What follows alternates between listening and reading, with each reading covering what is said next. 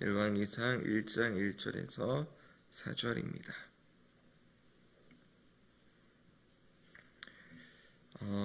교독하시고 마지막 4절 함께 읽도록 하겠습니다. 다윗 왕이 나이가 많아 늙으니 이불을 덮어도 따뜻하지 아니한지라.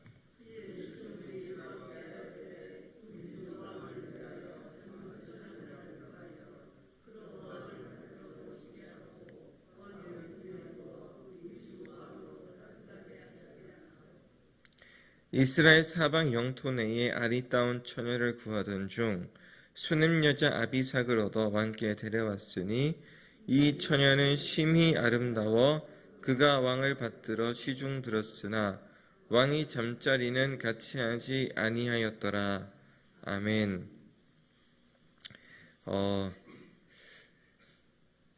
어느 작은 요양원 80대 할머니가 숨을 거둔 후 남긴 편지라는 글을 우연히 접하게 되었습니다. 사실 이 편지 내용이 정확하게 검증될 수 있거나 또 뭐 그런 거는 아니겠지만 그 글 자체가 참 인상 깊어서 제가 따로 담아두었다가 몇 번을 꺼내 읽었는데도 이 마음에 남는 것들이 참 많이 있더라고요. 그래서 여러분들에게 조금 길기는 하지만 한 구절 한 구절이 참 곱씹어 생각해 볼 만한 글들이라 일단 제목은 어느 작은 요양원 80대 할머니가 숨을 거두기 직전에 이제 남긴 편지입니다. 간호사님들, 댁들이 저를 볼 때 무슨 생각을 하시나요? 현명하지 않고 변덕스러운 성질과 초점 없는 눈을 가진 투정이나 부리는 노인으로 보였겠지요. 음식을 질질 흘리고 대답을 빨리 하지 못하냐고 큰 소리로 말할 때면 전 정말 당신들이 좀 더 노력해 주기를 원했습니다. 댁들이 하는 일도 못 알아차리는 것 같이 보이고 양말이나 신발 한 짝을 항상 잃어버리는 노인으로밖에는 안 보였나요? 목욕을 시킬 때도 설거지통 한 그릇만도 못하고 대똘보다 못한데 몸뚱이에 눈물을 쏟아내었지만 흐르는 물에 감추어져 당신들 눈에는 보이지 않았겠지요. 음식을 나누어 먹는 것이 아닌 그냥 먹여주는 댁들의 눈에는 가축보다 못한 노인으로 비추어졌던가요? 댁들은 저를 그런 식으로 생각하시나요? 간호사님들, 그렇다면 이제 눈을 뜨고 그런 식으로 절 보지 말아주세요.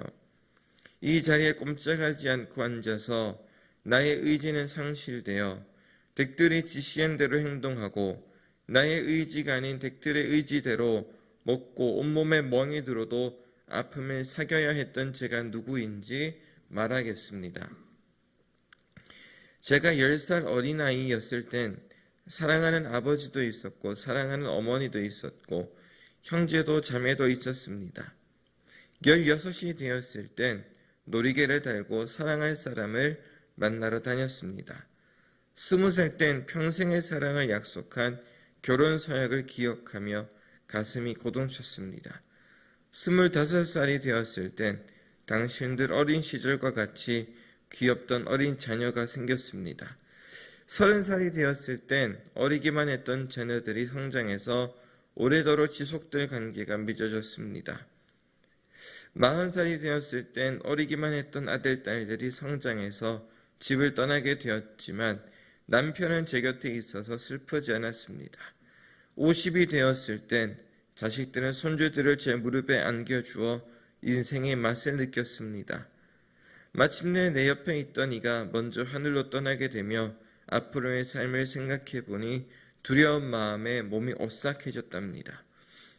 이제 늙은이가 되었는데 참으로 우습게도 늙은이를 바보처럼 보이게 만드는 것들을 보며 세월은 참으로 잔인한 것 같다 생각했습니다. 몸은 망가지고 우아함과 활기는 떠나버렸고 이제는 무딘 돌이 되어버렸답니다.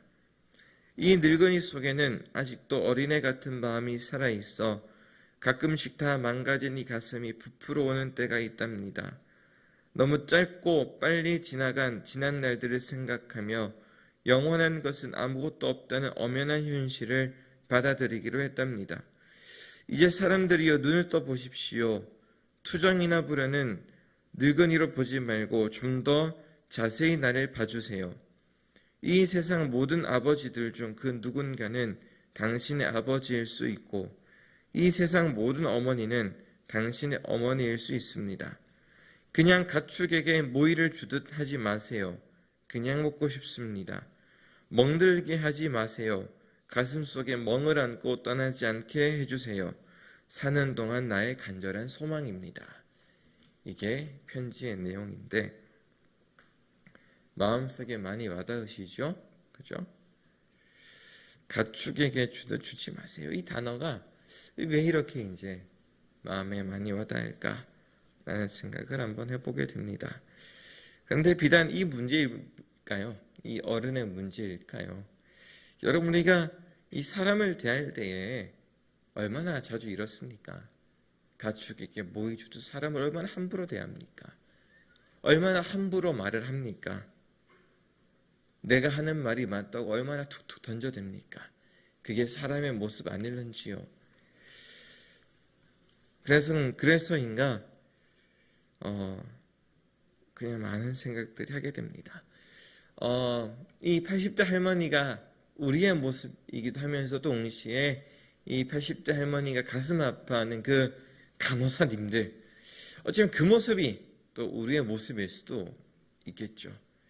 그래서 조심히 살펴서 삶을 살아가는 우리가 돼야 될 것 같다는 생각을 하게 되고, 특별히 젊은 저는 더 그래야 되겠다는 생각을 하게 됩니다. 오늘은 다윗의 이야기입니다.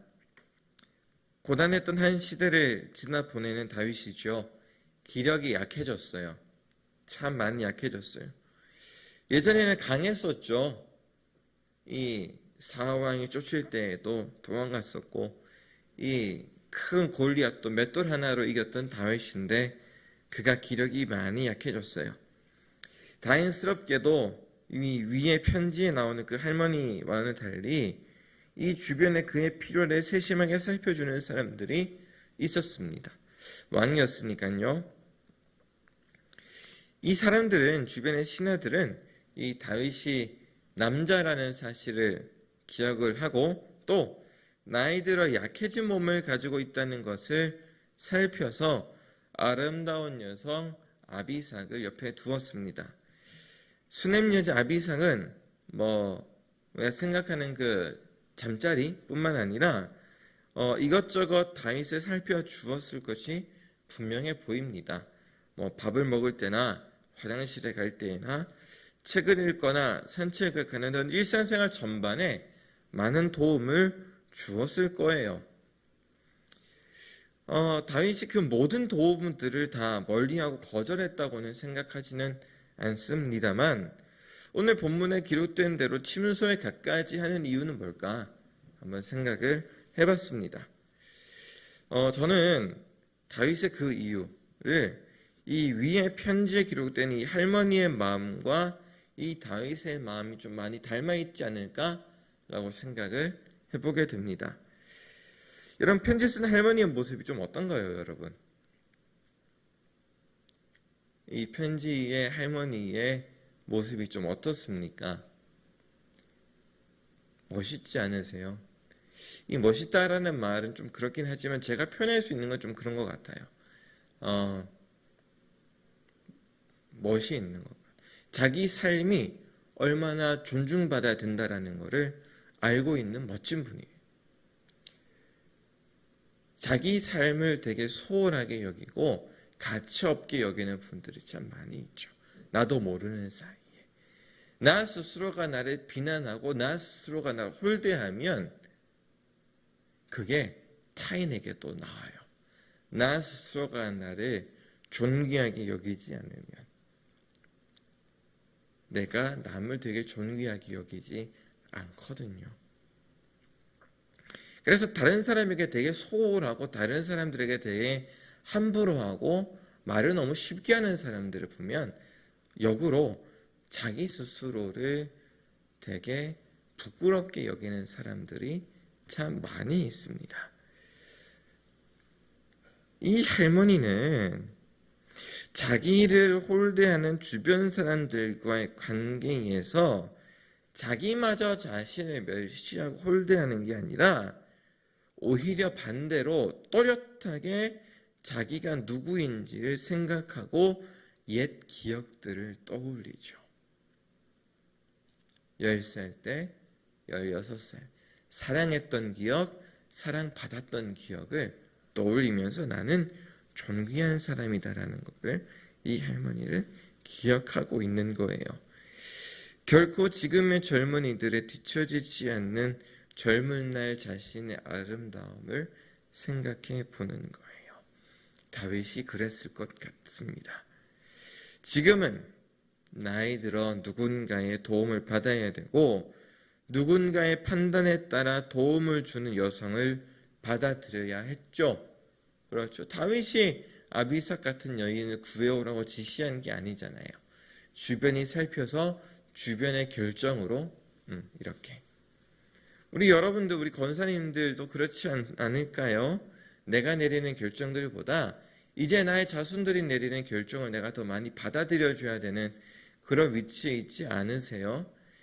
저는 좀 심심치 않게 농담 삼아 진단 삼아 반반 지금 저희 아버지한테 툭툭 던지고는 합니다.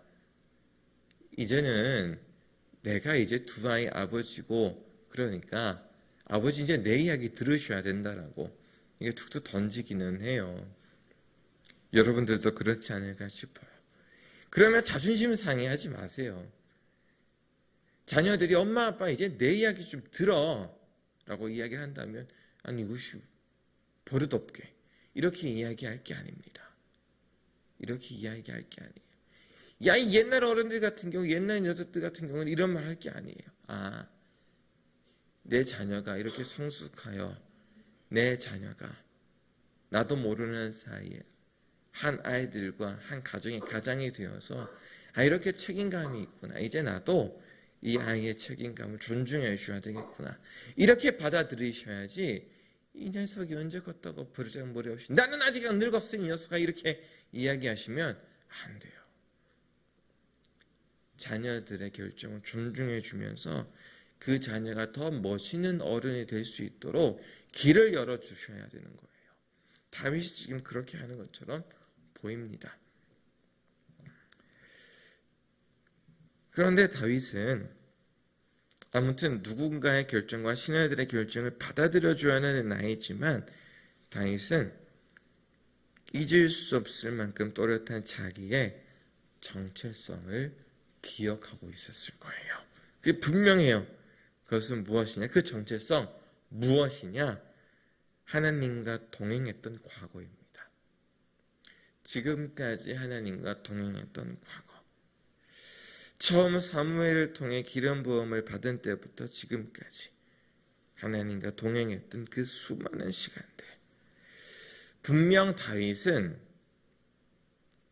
문제가 있어요. 지금 나이가 들어서 명확한 판단을 못하고 있어요. 다윗은 어떻게 할 수 있죠? 솔로몬과 아도니아 사이에 일어난 이 왕권 문제, 왕권 다툼을 바르게 인지하지 못하죠. 아도니아가 내가 형이니까 내가 왕위를 받아야지 해가지고 우리가 알고 있는 것처럼 요압 장군 끌어들이고 해가지고 자기가 그냥 왕이 되어버린단 말이에요.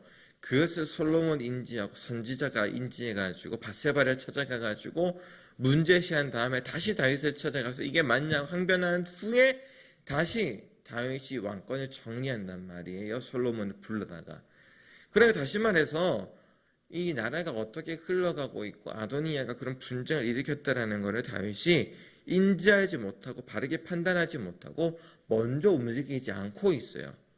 다윗이 적절한 판단을 내리지 못할 만큼 지금 노쇠하고 기력이 약해졌고 지금 그렇다라는 것이 성경에 이제 기록이 되어 있는 거죠.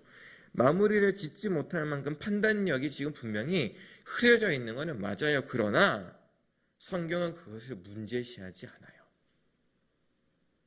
성경은 그런 다윗에 대해서 조금도 책망하지 않아요.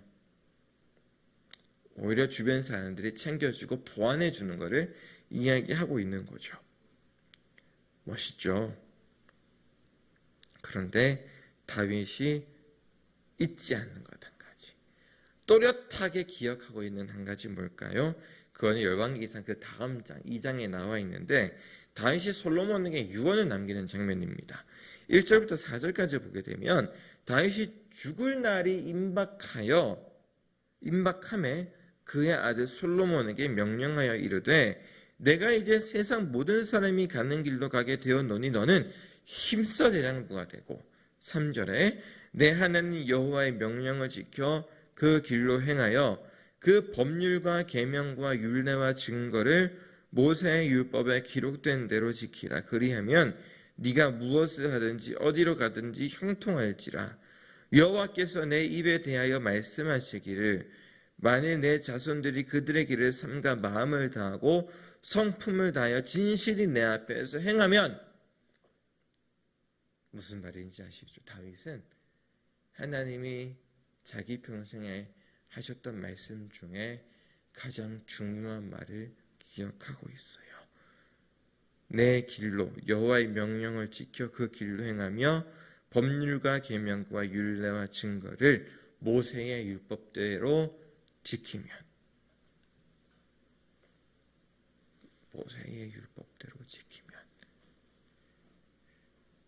다윗은 자신이 약해진 것과 죽음이 임박했다는 것을 알고 있는데 단 한 가지 기억하고 분명히 전달하는, 기억할 뿐만 아니라 행동하고 있는 거예요.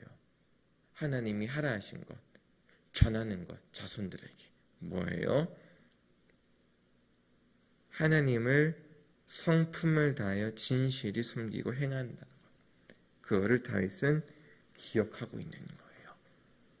비록 몸은 약하고 기력은 쇠하여지고 죽을 날이 가까웠지만 그럼에도 불구하고 하나님이라는 존재, 내 인생의 참 주를 기억하고 지키는 거예요.